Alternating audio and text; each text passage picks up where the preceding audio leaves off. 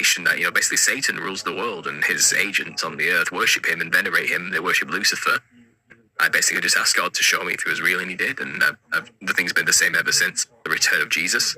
He actually already came back and has established a 1,000-year reign on earth at some point. And we are now living in a very short time after that, called the little season of Satan, where the devil's let loose and he gets to basically call the shots for a very short time, a season, maybe 250 years, maybe 500 years, we don't really know.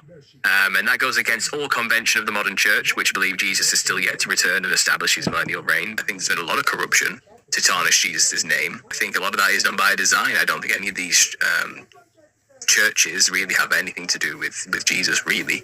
And I think there's a strong case to say many of those people who lead those institutions or even follow it are the ones Christ will say, "Depart from me, I never knew you." When they say, "Lord, I'm here. Didn't I do so many great things in your name?" He's like, "I don't even know who you are." You see the prosperity gospel types out there preaching, money and power, and you got those deliverance types out there, like slapping people and making them shake on the floor, speaking in tongues types. You get the mega churches, which is just gross amounts of money flying around in jets, and you get these just singing praise worship and singing all about blessings and joy. But really, being a Christian is darker and harder than that. It's trials and tribulations and judgment, unfortunately, and it's realizing that we are sinners and we make mistakes and we need a savior, and that requires self-sacrifice every day to help others over ourselves.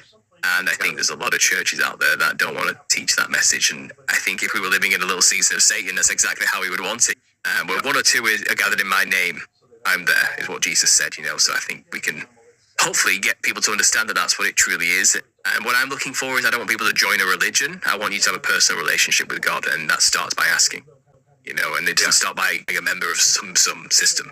Control the educational institutions. They control the schools and the flow of information. They dictate what our history actually is. It's written by those in an agenda to corral and lead even Christians down the wrong path. A lie a lot of Christians are being taught by Freemasons who have hijacked these institutions and churches is that, well, Jesus is yet to return and you're going to get raptured. We're past all of that. And again, this is a massive contentious subject.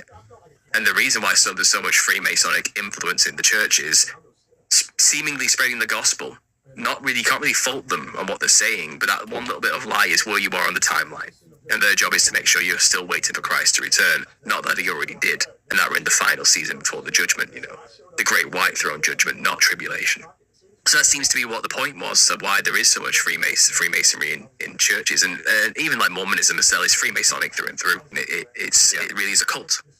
They still believe Jesus is going to return. The role of secret societies, their job was to hide the millennial reign of Christ. So they founded a lot of the buildings that were everywhere and claimed ownership of them. But these are actually leftovers from a millennial reign.